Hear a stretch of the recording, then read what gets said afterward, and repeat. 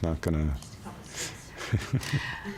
Hi, I'm Amy Harrington. It's October 11th, 2012, and I'm conducting an interview with David Shore on behalf of the Archive of American Television in North Hollywood, California. Hi. So we'd like to start with like 10 minutes of background information before we get into the specific shows and everything. So what was your name at birth? David Shore. And where and when were you born? I was born July 3rd, 1959, sometime in the evening. The Queen was in town, my mother tells me, in London, Ontario, Canada. Excellent. And where did you grow up? I grew up in London, Ontario. And what were your parents' names and what did they do for a living? Marvin and Cecile Shore. My father was an accountant, a trustee in bankruptcy. And my mother was a nurse until I was born, and then she was at home with me and my brothers after that. How many brothers did you have? I have two brothers, 20 months younger than me, twins. And what traits do you feel like you inherited from your parents? You see, I'm torn here because if I tell good traits, I'm flattering myself, and if I tell bad traits, I'm insulting my parents. Give them both. So I'm not going to insult my parents. I only inherited good traits from my parents. I think I got my father's sense of humor, and I like to think I got my mother's outlook sometimes. I didn't quite completely get it. My mother's a very positive outlook. That's great. What were your interests growing up? Not writing. I was a Canadian kid. I liked hockey, but I was never that good at it. I wasn't particularly athletic. I just liked hanging out. I had no real passions particularly. Were you interested in law at all? Yeah. I wanted to be as I've said many times, but it's still a pretty good line. I wanted to be a lawyer from the time I was 12 until the second week of law school. I read F. Lee Bailey's book, The Defense Never Rests, when I was like 12 years old and said I want to do that. And I just worked towards that and got good grades in school so I could get to law school, and then didn't really like law school that much. We will definitely get to that. Did you watch TV when you were growing up? I watched a lot of TV growing up. I guess that was sort of my passion, although I had no interest in a career in that. I thought that people in television or in Hollywood generally there was something about them that was just clearly superior to everybody else on earth. They were somehow marked at birth that you could tell, there was some glow from the child that you knew they were going to be a director. And I just thought they were just a different breed of people. I knew that there were people writing, but I just thought they were a completely different breed. So I just watched. I watched way too much TV. My aunt apparently worried about that my parents were raising me badly because I was watching way too much TV. What were your favorite shows? I just watched whatever was on. I watched everything. God, do you think that'd be a very simple question, wouldn't you? I don't remember being passionately attached to any show. I just liked watching TV. And comedies, dramas, everything? Probably more comedies as a kid. Definitely more comedies. And so I just was, I came here wanting to write comedy. But I failed. Well, there's humor in your shows. Thank you. Where did you go to college and then to law school? I went to the University of Western Ontario for undergraduate studies for a couple of years, and then I got admitted to the University of Toronto Law School, and I went to law school in Toronto. And did you have any creative pursuits while you were in law school? See, you're leading me clearly with this question. I'm going to say no, just so you can ask another question to draw it out of me. Work with me. I'm a pain in the ass. See, that's even when people say that, they're saying it like, yeah, look at me, I'm a rebel. I'm not. I'm actually not. I just every now and again give the illusion of it. I was the editor of the school paper, which was really just a comedy rag, and myself and Dave Hazelton and one other guy. Dave Hazelton, I mentioned him because he moved out here before I did to write, and with another law school friend, Lauren Cameron. But Dave and I were the editors of the law school paper, which really meant we were the writers of the law school paper. And this was not like a law journal. This was just a comedy rag that we stapled together every couple of months, and we had bylines of other people supposedly writing stuff, but 90% of the stuff in there we just wrote because we thought it was funny. And did you do any performing? I did a little performing. While I was in law school, I did a smidge of stand-up comedy, and I hosted kind of what was called the Law Follies in the last year. I was kind of the MC of that. But yeah, I did a little bit of stand-up comedy. And what was your act like? What kind of topics did you cover? It was, I kind of, I guess, modeled myself kind of a little bit Jerry Seinfeld thing. I'm not saying I was as good as Jerry Seinfeld, but it was very, very regular stuff I would notice, observational humor. God, that sounds lame, but that is what it was. And just, I wasn't doing props, I wasn't doing voices, I wasn't doing any shtick. I was just going up there and telling stories and trying to get laughs. And were you thinking about becoming a performer at that point? I was thinking about it.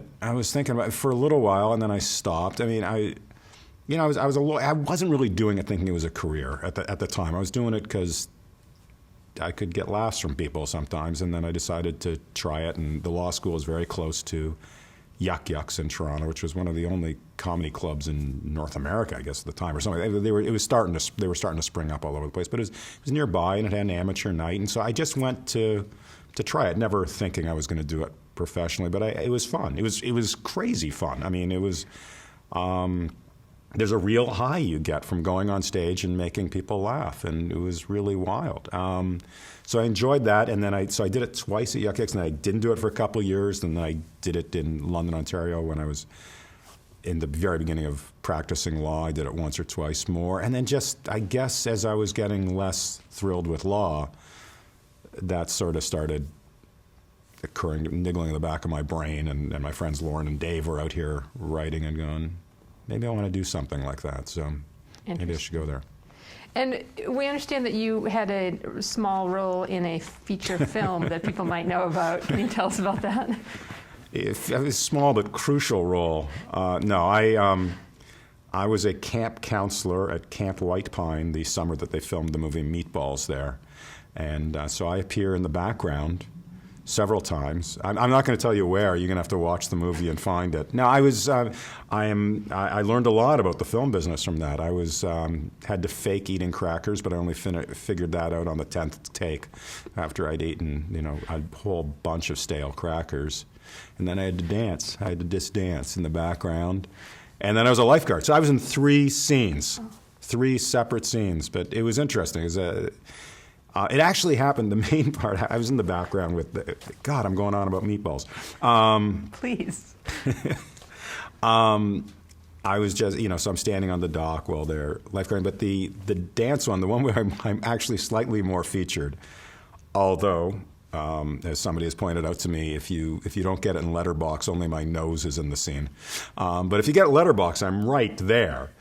But that happened because it was a rainy day, and my co-counselor and I, there was nothing to do, so my co-counselor and I just wandered down to the staff rec where they were filming. We just wandered in, and we weren't supposed to be there, and the director just kind of went, you, here, you, stay there, and he was pointing at me when he said, you, here, and so I just wandered in and became an extra for the day, although I was not under contract for that in any way, shape, or form, so I just stood by the table eating crackers while they did the same scene over and over and over again.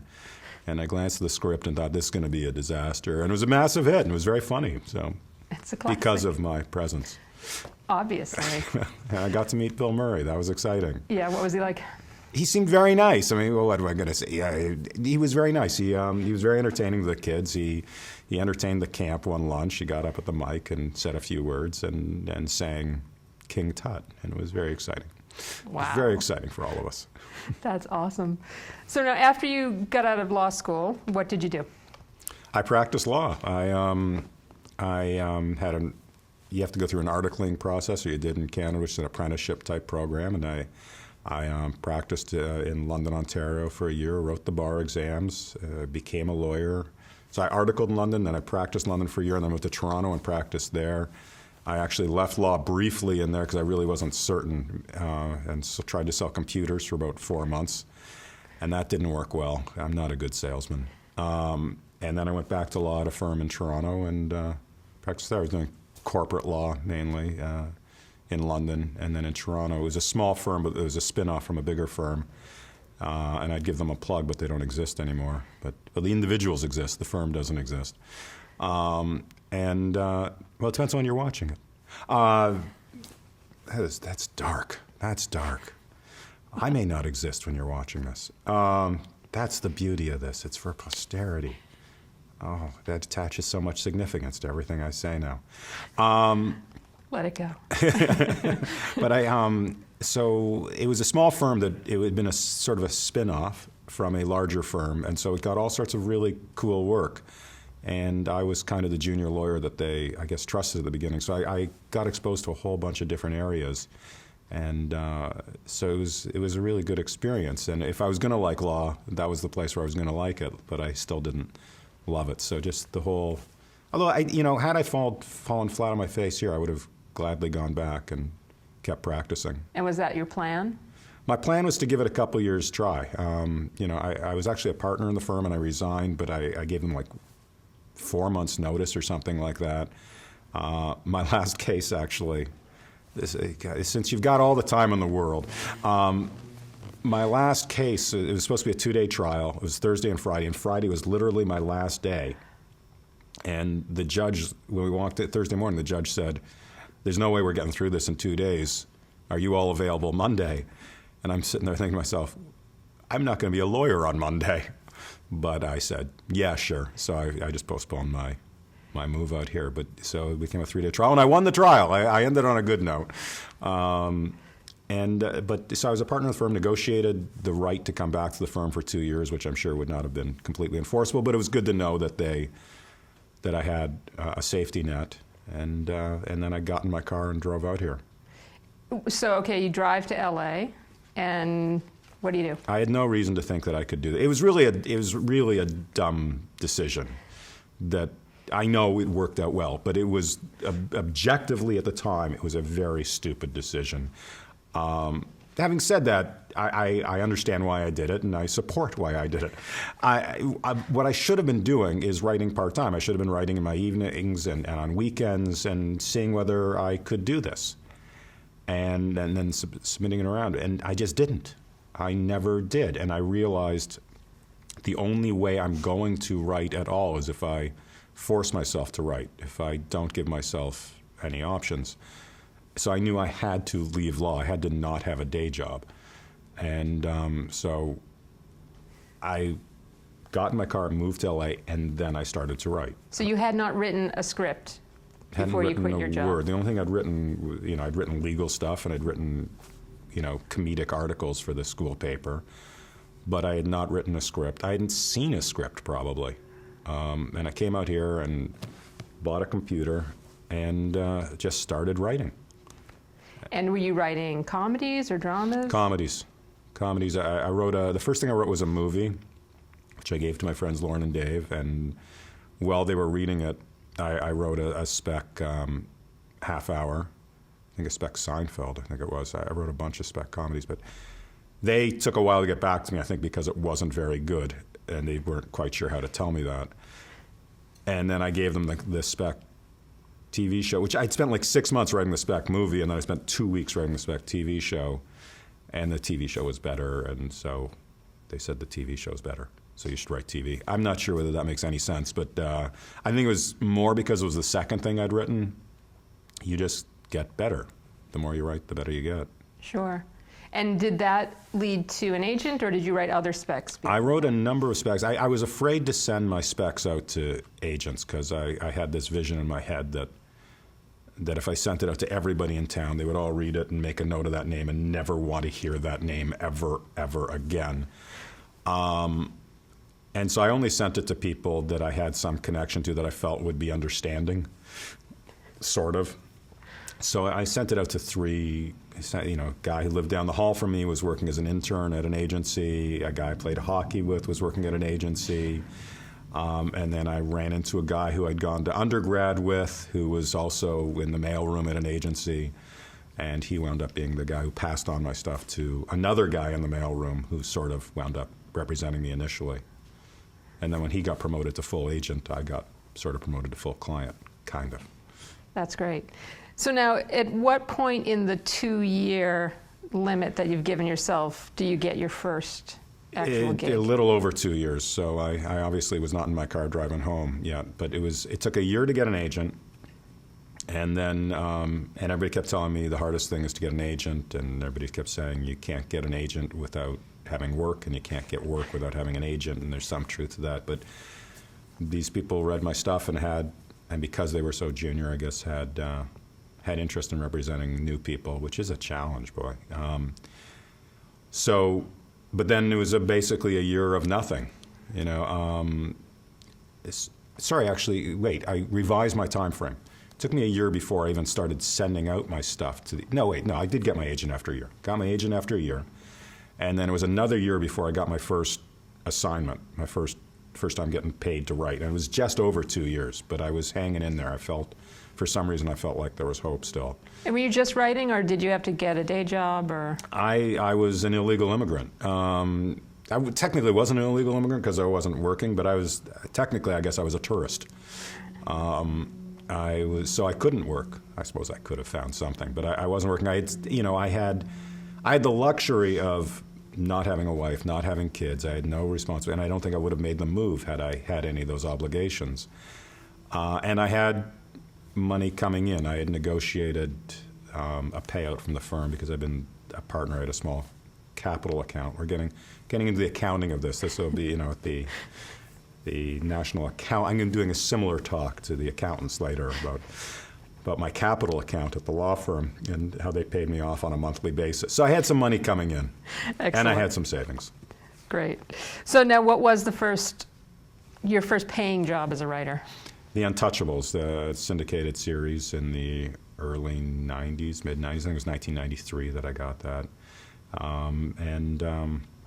I went in, and my agent set it up, and my agent, deserves all the credit for that job anyways. And people keep talking about how their agents never found them work. That was completely my agent. I didn't know those people, and I think they were meeting with me as a favor because they were also clients at the same firm. And I went in and pitched a few ideas, and I read a bunch of books on Al Capone, came up with a bunch of ideas, went in and pitched them, and they didn't like any of my ideas. But because I guess they liked me a little bit, or liked my agent, they said, "You used to be a lawyer, right? What if we do a legal story, an Al Capone legal story?" So they basically started bouncing ideas back and forth between the two guys in the room with me, and I just tried to keep up, tried to follow it. And then I went home and wrote an outline and then sent it into them, and they liked the outline, and they said, "Yeah, you should do this. You should be a writer." So I remember being on the phone in my apartment with him, actually, because until that moment where they said, "Yeah, we want to do this," I never really felt it was real. And then when they said that, a lot of people can tell you they like your work, but when somebody actually cuts a check because they like your work, then you believe them. Right. So was there a lot of editing done to your script? Yes. I don't know what happened internally, but the guy I was dealing with liked it, but somebody else in there apparently didn't like it because it became a very different script.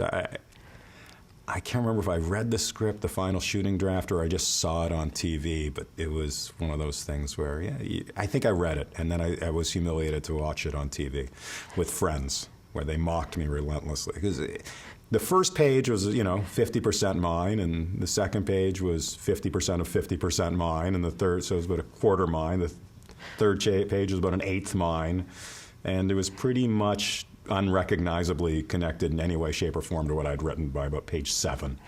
So it was just a different story. And, that's what they do. That's what they should do. And did that affect the way you handle rewrites moving forward?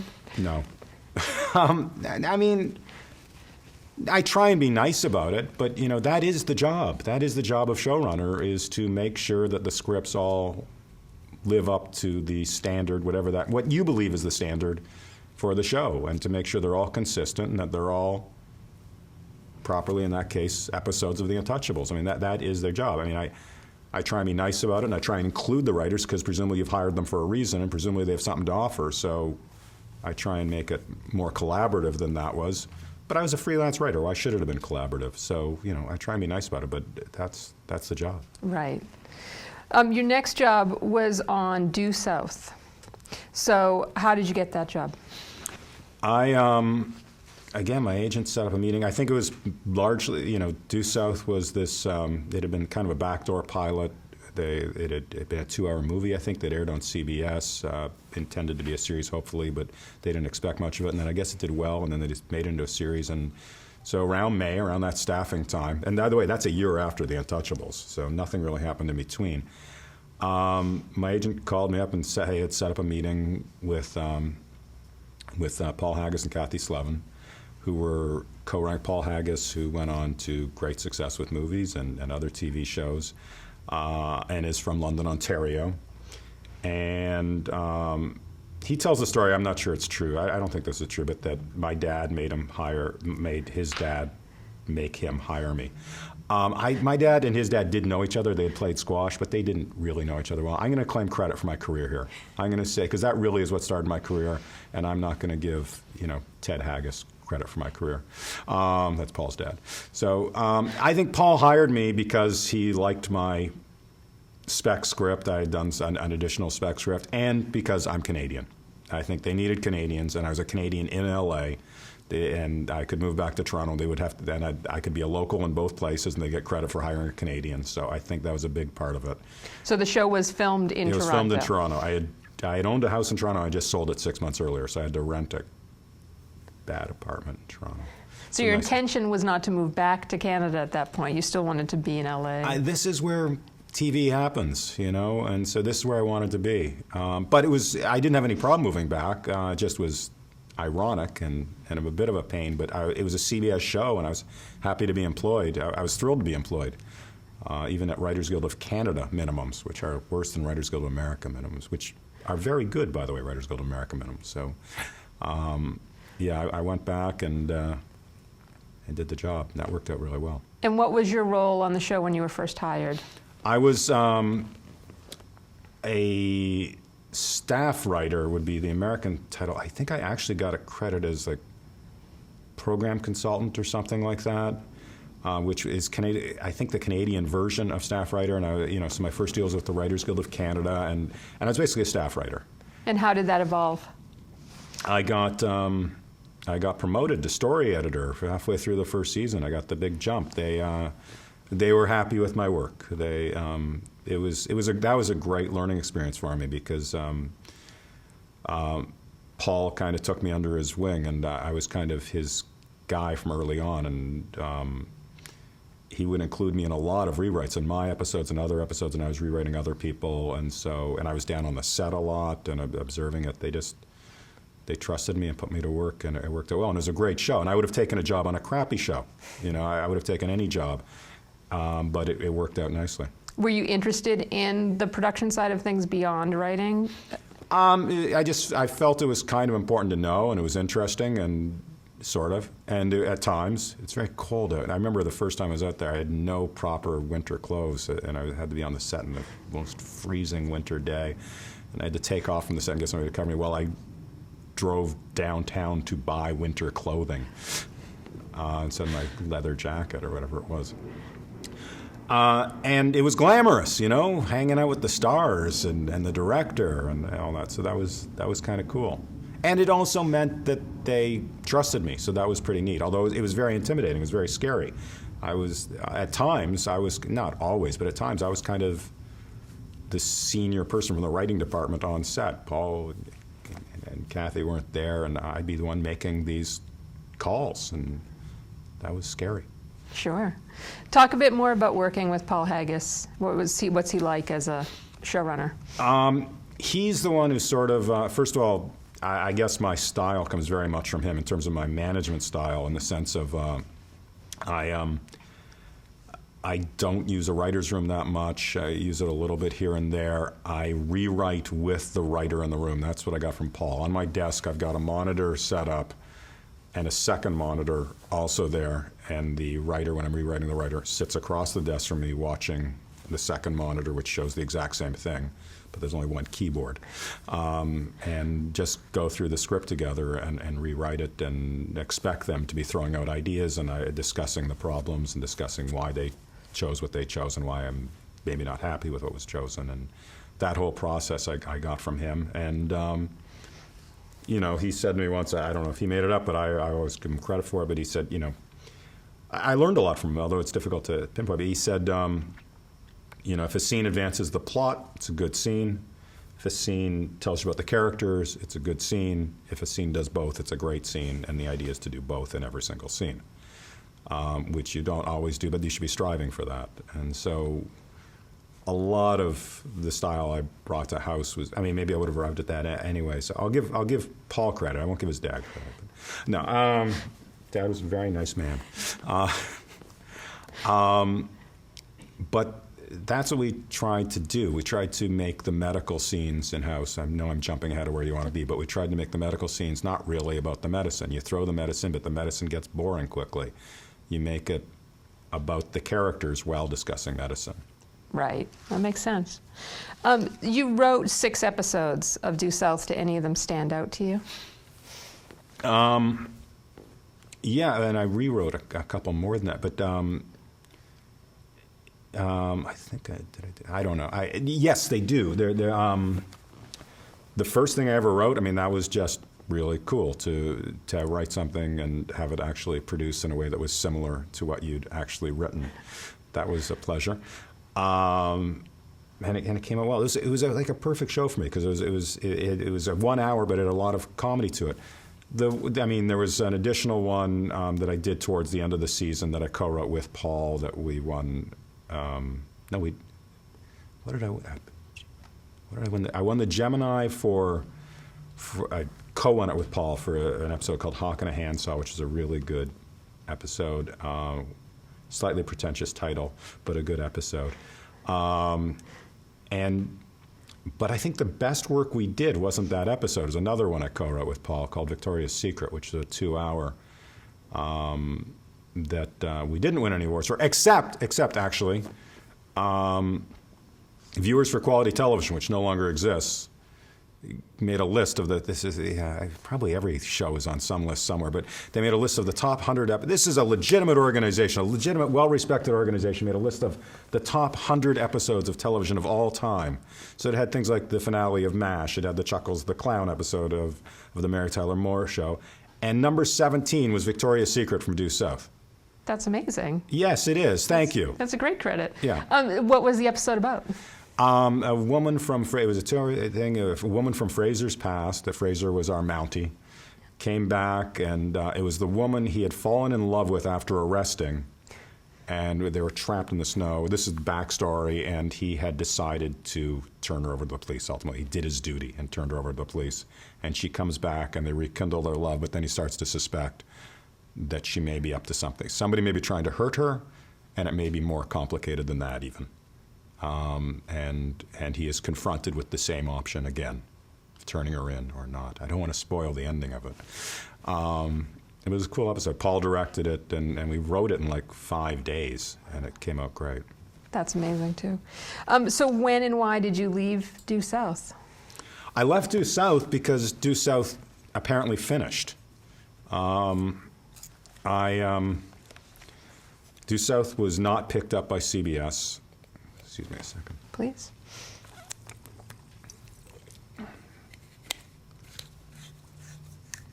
Due South was an excellent show. It was a huge hit in Canada. It was just a massive hit in Canada, but was struggling here. And apparently did very well in England and some other countries, but it was struggling here. So the Canadian broadcaster, it was sort of a joint project between the Canadian broadcaster, I think it was CTV, and CBS here. Canadian broadcaster was very happy, the American broadcaster less so. And but it was because it was a massive hit, massive in Canada. It came out the same time as ER, and it was as big in Canada as ER was here. ER rushed to number 1, and Due South was just huge. And so anybody who had anything to do with Due South had major credibility up in Canada. And I got invited out to lunch by somebody who was starting another show for another network up in Canada. And I knew this woman a little bit, and it was her and another producer from the show, and I figured they were going to offer me a job on this new show. And I really wasn't that interested. I figured I had a lot to learn. It had been a great year, but I knew I had a lot to learn. And I wanted to learn from people like Paul and other people. And so I wanted to go back to the States. I felt like that was where the best people were and that I could learn. I'm sure there's very fine people in Canada who are very talented. There aren't. So I went to the lunch, and they offered me the head writing job on the show.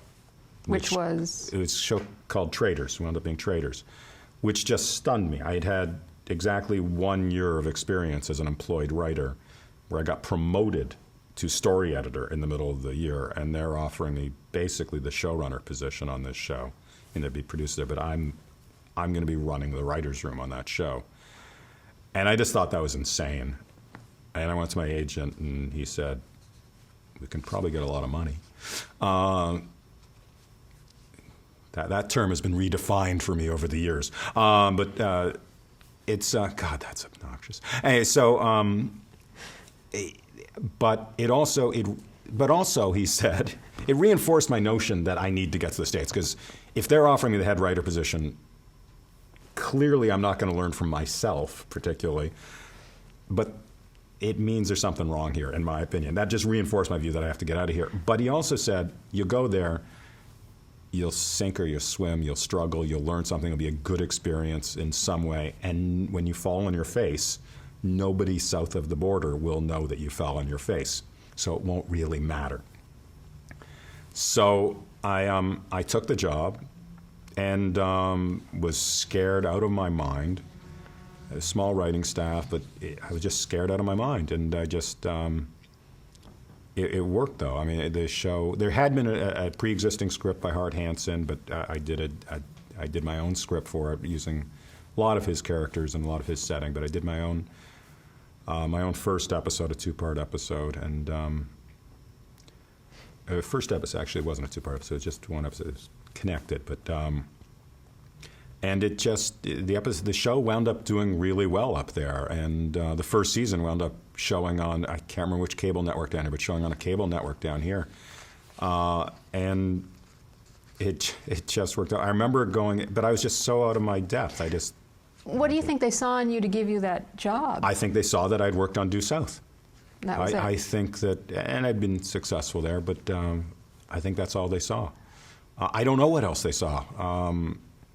In hindsight, I've been successful, so maybe they were just geniuses. So, but I like to think that's what it is. No, that's not what it was. They got lucky. I don't know. Maybe I just reeked of talent. That's even then. It was clear. No, I didn't.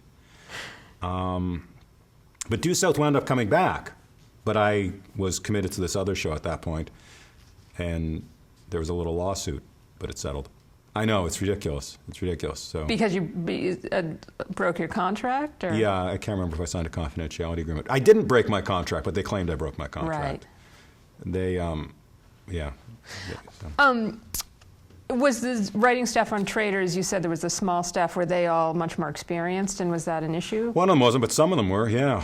A little bit. You can't, I did know going in the door, and maybe it was because it was a Canadian show, and maybe just whatever, I don't know how I knew this, but I knew I just have to do what I believe is right. And I'm an idiot, and I may be wrong, but I still have to do what I believe is right. I am not going to succeed if I'm just buffeted by the winds of all the people who are telling me what I should do. I kind of learned that, actually, the first read-through. I walked into the first read-through, and the script coordinator, the script supervisor, said he had done a timing on the episode, because I told I want it really fast-paced, and they said it was it's really coming in short. You're going to have to add some scenes. And then my first AD said to me, "There's too many scenes. You have to cut some scenes." And so I was smart enough to recognize there's just no answer here, and so I just said, "We're doing it this way." So I mean. That's not a great lesson, but it did tell me I have to do what I have to do, which is a bit of a foolish lesson. I mean, when your first AD says you can't do all these scenes, there's a good chance you can't do all these scenes. And if your episode comes in at 37 minutes, you've got a problem. But it somehow worked out. It always does, right? So you also wrote a script for the Hardy Boys. Yeah. Talk about that. I was not, first of all, to clarify, I really wasn't, and I hadn't breached my contract. They didn't. They had an option on me that they could exercise. This is relevant. They had an option on me that they could exercise within 10 days of CBS picking up the show. CBS did not pick up the show. CTV picked up the show. They claimed that. And I'd gone on and taken another job. I took another job. The reason I say that is because I probably wasn't breaching my contract in doing the Hardy Boys one. Because one of the writers on Due South, it was actually in between, it was actually while I was still doing Due South that I did the Hardy Boys episode. One of the writers on Due South had quit / been fired, and there are differences of opinion on that one too. He was fired. He was fired on his way to quit, and I know that for a fact. This is just an amusing story that you can cut out if you want, but I'm just talking now. He was getting frustrated and aggravated with the job. He walked into my office and said, I can't take it anymore. I have to quit.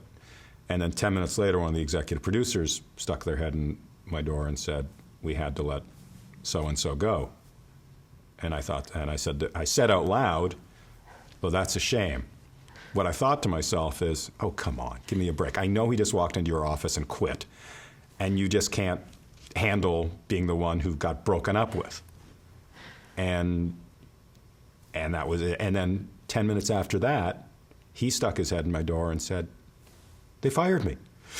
I was going in to quit, and they fired me. And had I not had that first conversation with him, I would have thought he was a liar.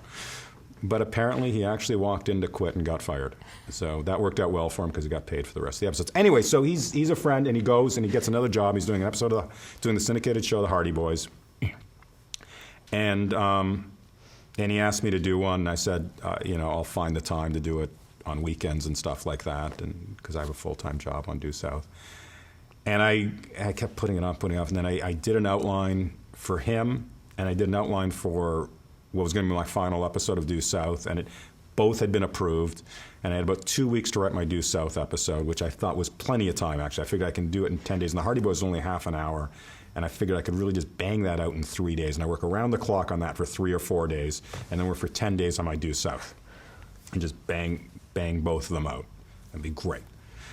And that night, as I start working on the Hardy Boys, Paul Haggis calls me up and says, what are you doing this weekend? Which was like a Friday night. And I said, nothing.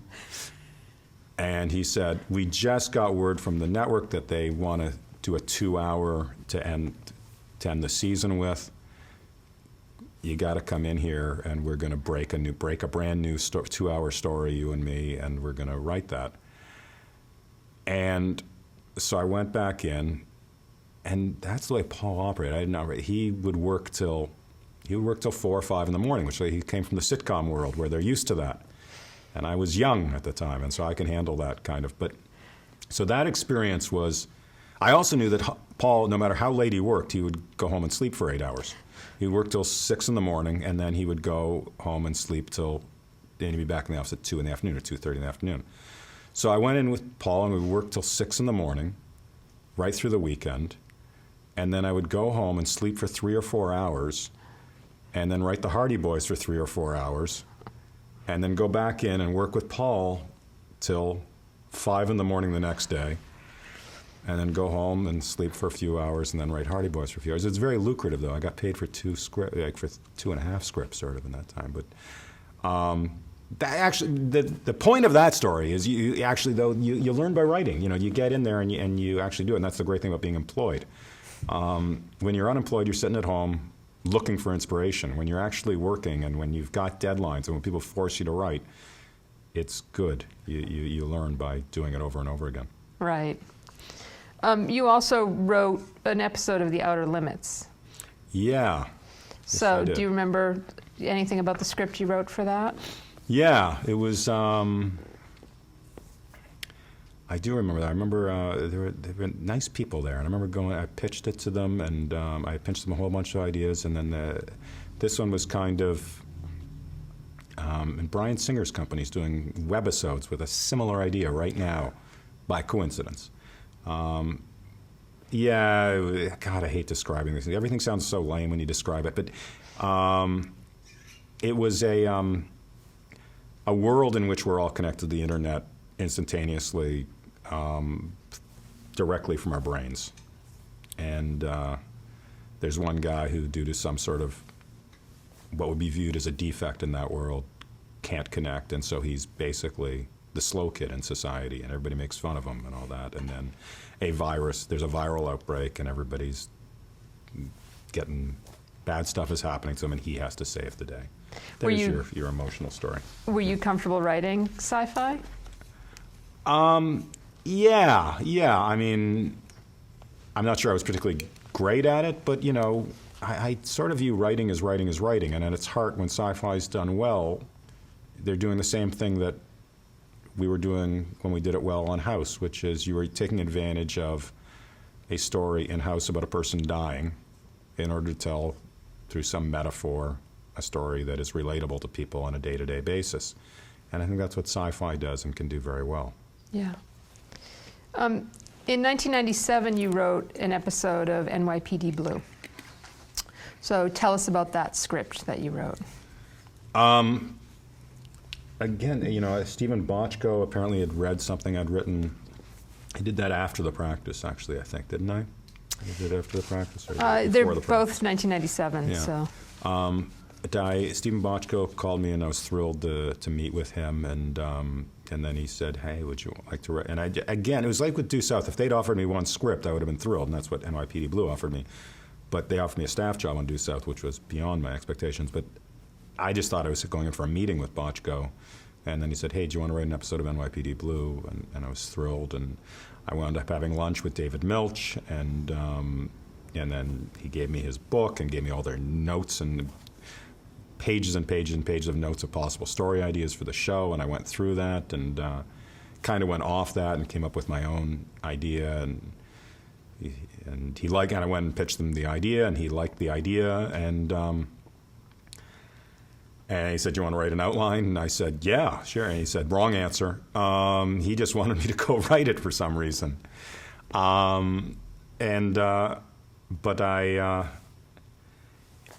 wanted me to be a tougher, grittier writer. He signed up The Practice, which I just come off of, was very David Kelly-ish, and I think Milch comes from a different camp, and it was good to see both of them at work, but I was probably too Kelly-ish for Milch. Ultimately, I don't think they loved my script because that was the only one I did for them. So, were you present during filming of the script at all? No. When you do a one-off like that? It was a one-off, no. And do you know where the title of that came from, that episode? It was called Is Paris Burning? No, that was not my title. I should know, and I don't remember it. So, but I'm sure it's a literary reference that David Milch put on it. Brilliant literary reference that I can't claim credit for. You also wrote an episode for The Hunger. I have no recollection of that. I said when you sent over this, I don't think I wrote an episode for The Hunger. I think I had a story idea that I may or may not have pitched to them, and then I think what happened was I did an outline, and they didn't like it, and I never wrote the script. Gotcha. Yeah, you got story credit. Yeah, and I don't know that I ever saw the episode even. I must have, right? It's hard online. to believe I wouldn't have. It's Really? on Netflix. Watch it now. Chad Lowe starring. Yeah, I remember that, but yeah, sorry, I recall nothing of that process. That's okay. So let's move on to The Practice. What was your role on that show? I was a executive story editor. I'd gone from being a story editor to being, I think I was a supervising producer, but being kind of the showrunner on Traitors, and then came back to the States and dropped right back down basically to executive story editor. My agent's prediction having come true that whatever I do up there is going to be irrelevant down here. But I learned a lot from Due South, and I learned a lot from Traitors, probably more than I learned from the next few jobs. Although the next few jobs are the ones that opened up doors for me. The Practice and Law and Order opened up doors. So I was an executive story editor. It was unbelievable writing staff. I'd gone in, I met with David. He had read my Traitors, which was a thrill, and he apparently liked it, which was a bigger thrill. And that's why I had that meeting. But the meeting was really awkward and difficult, and I thought it was a terrible meeting. And then, like 2 months later, he offered me a job after I'd long since forgotten about it. But it was a great writing staff. It was me and Ed Redlick, who's gone on to run many shows, and Michael Perry and Stephen Gagin. Michael Perry, who's, I think, got a show now or did recently, and Stephen Gagin, who's got an Oscar for Traffic. It was just an unbelievable writing staff. And David Kelly at the time was trying to turn over a new leaf. He's sort of renowned for going into a room by himself and writing a brilliant script without any input. And that ultimately is what wound up happening. But he was trying to turn over a new leaf, and so he met with us all the time, and so that was great, being in a room with him and these other guys and breaking these stories. And there were great stories. The first season of The Practice was a great show, and I was lucky enough to be along for the ride. How did your agent get you that introduction, or? I guess, yeah, my agent must have sent over one of my spec scripts, and no, actually, sorry, it was my Traitors script. And how did your role evolve over the course of your time on the show? I was just there for the first season. It didn't particularly evolve. I wrote 2 scripts, both of which David completely rewrote. And so I wound up sharing credit with him on both of them. I mean, there's a fair bit of my stuff in there, but there's a fair bit of his stuff. I have no complaints with him having taken the shared credit. He certainly earned it. He made it he contributed a huge amount of story stuff to it, obviously, and made it great. It's one of those things where he takes it, your initial reaction is to be pissed off, and then you read it and you go, yeah, this is kind of good. So it's tough to stay worked up over that. For people that might not have seen the show, can you describe the premise? The Practice was, David was trying to do, he had come off relatively recently, LA Law, and he was kind of do a different law show, but a smaller firm, and kind of that firm that's sort of the opposite of that, not the glamour law. But it was a law firm in Boston that eventually became Boston Legal. Right. You talked a little bit about the writing staff and about David's involvement, but talk about the writing process in general on the show. The process was the traditional process where you'd write an outline, you'd give it to David, he'd give you notes, and then you'd write a script, and then he would rewrite it, except he would dramatically rewrite it. The story, as I remember it, was I did the first one. I wrote an outline, gave it to David. After having broken the story in a room to some extent, gave David the outline. He came back to me with like 3 or 4 notes. That's all, which was great. I was really excited. He really likes the story, and then I go off and write it, and then he completely changes it. And so for my second one, I do an outline, and then I go to him very deferentially and trying to be a good employee, and said, look, last time you only had, it was really only 2 or 3 notes, but then you changed everything, and which is fine. You're entitled to it, and it was great, but I really want to make a contribution. I really want to make your life easier. So if you can really kind of apply yourself to the outline, and really, if it's not working, let me know. And he said, and he was very grateful and very supportive, and said, you're right, absolutely. And then read the outline and gave me 2 or 3 notes, and it proceeded exactly that way. He operates the way he operates. Right. It works. Absolutely. Were there rules that were known by the writing staff for writing a script? I feel like you're hinting at something here, and I don't know what the answer is. No, not at all. It just, were there rules for the characters? Were there things that... There was nothing in writing, but yeah, I mean, it's there's always rules. So what were the rules for that? I don't know what they were. They just were there. It's like, I don't know. I don't know what they were. And how did your career as a lawyer impact your work on that show? Did it make you feel more comfortable with the material? Yeah, I think it did. Although I pitched a municipal, when I practiced law my last couple of years, I was doing what's called municipal law up in Canada. I think it's called land use law here. It's different everywhere. It was rezoning work. And I remember pitching a rezoning story. Didn't get a really positive response. But yeah, I'm sure it was a big part of why it helped me get hired, and it certainly made me feel more comfortable with the law. And did you end up having to do a lot of legal research for the storylines you did? Yeah, you do. I mean, you do. But Did they come from your own life at all, your stories on that show? Do you remember? I don't remember that they did. I've certainly, on occasion, used stories from my life, but not that often. Usually they're not that interesting. And do you feel like the legal references on that show were realistic? Did it? Yeah, I do. I think very much so. I mean, David had practiced law briefly, and Ed Redluck was a lawyer, and I was a lawyer, and it was important to us that it be real. And do you have any favorite episodes from your time on that show? Oh, I'm sure there are. That was a really good show. I mean, again, I've been very lucky.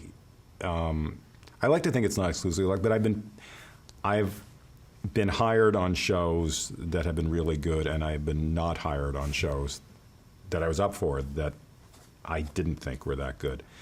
I like to think it's because my writing style appeals to people who have a similar taste, which I think there's some truth to. And so the shows that I would naturally think are good are the shows that are going to be more likely to hire me. But the reality is I would have taken a job, again, anywhere. You know, Due South, I thought it was a great show, and The Practice was a great show, and NYPD Blue was a great show. So I kept getting these really good credits where they were good credits not because I had been on the show. Due South was not a great show because I had anything to do with it. It was a great show because they had a great star, and Paul Haggis was brilliant, and it was just a great show. And The Practice was a great show because David E. Kelley's brilliant. And Law & Order had been in existence for years before I came along, but I was lucky enough to have a really good-looking resume at that point. Did you ever turn down a show that you just didn't think you would be the right fit for? I don't remember ever turning down a show at that point. I mean, later I did. And it wasn't a matter that I would get an offer and I would turn it down. My agent would say, "You interested in this?" And I would say, "I don't think so." But at that point, I was going to take anything. Right. And when and why did you finally leave The Practice? It was ultimately it was creatively. I don't think they wanted me back, so I don't think there was a real choice there. But it was because it was becoming apparent that David was doing what David does, and or whatever the reasons were. But it was creatively unsatisfying ultimately. In spite of the fact that I was very happy with what he was writing, I wanted to see. I'd been spoiled over the last couple of years. I wanted to see my stuff produced. I don't mean I had to create a show, but that when I wrote something, it was going to get produced in some form similar to that. Right. So in 1997, you started working on Law & Order. Mm-hmm. How did that come about? I don't remember. I'm sure my agent set up a meeting, and I went in there. Coming off The Practice, I was suddenly, people were more interested in me. I had the David E. Kelley stamp of approval on my forehead. And I went in there and met with Renee Balsay, who was running it, and Ned Zuckerman, who I think was a co-executive producer on the show at the time, and went in there and pitched some stories to them. And so it was initially just going to be one episode, and then I was going to write that with Ed. And then it just sort of dragged out a little bit, but it dragged out enough that they decided to put me on staff for the next year and make the episode. I was working on one of the earlier episodes for the next season. And how did your role evolve beyond that? I was now doing the traditional single step, kind of moving up the rankings in terms of the credits you get. But, all those co-producer, producer, supervising producer, all those credits are, a lot of them are writers doing what writers do on TV shows, which is mainly right, but it's also just making sure that it's executed as best you can and consistently with what the writers have in mind. Although on Law & Order, production was in New York, writing was here, so there wasn't a lot you were involved in production. In terms of my title, I think I went from producer. I think I skipped co-producer. I think I went from producer to supervising producer in my 2 years there. Right. That's what we saw. So were you interested at that point in focusing on legal dramas? No, I was actually getting worried that I was doing too much law. I was a little concerned that I was going to get labeled a lawyer who can write a little, and I wanted to be a writer. I just wanted to be a writer. So I was a little concerned that I was going too far down that road. And then I did. And then I got more concerned with the next job. But because I then did one more legal show. So there was like 6 years in a row that I was doing legal shows. And I did not want to. So ultimately, when I created a show, I did not want it to be a legal show. That makes sense. So what was the premise of Law & Order? What was if people are watching this and they don't know the premise of Law & Order, then they should just, then an entire apocalypse has happened and they found this tape somewhere. So I guess in Law & Order, there are two parts in the criminal justice system. They each have equal importance. I don't know, what did they say at the beginning of that show? Something like that. It's a half hour of cops investigating a crime and then a half hour of lawyers trying to put the bad guy behind bars. So how do you keep a show like that fresh from episode to episode? Again, I can't claim any credit for that show. I had the nicer credits there. I'm now a supervising producer, and so I've got the big credit, and I'm getting people interested in working with me because of the practice in Law & Order. But in terms of what I learned, Due South and Traders were much more important to me, and so I was just going along for the ride. How did they keep, and I say they, because it wasn't me, it was already, the show went for like almost 20 years or something like that, but it's already an old show when I got there. I said to my agent when I got the job, I could do the worst job of my life, and I will get an Emmy nomination at the end of this season, because that show was perennial Emmy bait at the time. And that happened. I did the worst job of my life. No, I didn't do the worst job of my life. I just, but you're just part of a writing staff, and you're coming up with clever legal shows. It was really good training for me, but ultimately I wound up leaving that after 2 years because I didn't find it completely satisfying because there was so little character work in it. But in terms of plotting a mystery, they did that, and that probably the Law & Orders that are still around do that, as well as any show on TV. It was really good training. You watch those shows, and it's really good basic mysteries, and with interesting ethical dilemmas as well. The practice was full of ethical dilemmas, all about the ethical dilemmas, which is what I find fascinating on TV. So they had that, but they had no character stuff, and by design, and it worked for that show. And I think that's why it went 20 years. I don't think you can make a character-driven show go nearly that long, but you can keep mysteries going for that long. Right. So talk about how this writing process differed from the practice. Weirdly enough, because David Kelly didn't normally have a room, but he sort of had a room with us, at least at the beginning. Again, I was in another place where there was not much of a writer's room. Each episode was standalone, so you didn't need to collaborate particularly. Somebody needed to know that you weren't doing the same evidence getting thrown out for the same reason. So you needed some continuity, and you would develop a show. You generally were teamed up. I was teamed up with Chuck Rappaport. Almost every episode I did on that show I did with Chuck. And then you would be teamed up, usually a lawyer and a non-lawyer, and you would develop stories together, and you'd bounce them off the senior people, and they'd give you feedback, and then eventually you'd write it, and eventually they'd polish it up or whatever, and then you'd go to New York for a couple days for a read-through. But you weren't involved with the production that much. But you'd go to New York for a couple of days, read it, one day with the cops, one day with the lawyers, and so you had fun. And did the stories that you write, were they ripped from the headlines? They were all ripped from the headlines. Yeah, when I first went in there, I pitched a whole bunch of ideas that I'd come up with just out of my head, and they found a reason to reject every one of them, and then I had one thing left that I said, I read this story about this high school student in Delaware who apparently had her baby at the prom and dumped it in a dumpster. And they said, that's an episode. And that became an episode. That became my episode. So, yeah, they really did. I mean, they didn't rip them from the headlines in the sense that they were dramatizing stories in the newspaper. And they were taking stories from the newspaper as launching points and then going, well, what if this happened? And what if that happened? So they ultimately were completely different stories, but they would always, always, always start with some headline. Excellent. We are going to stop and change.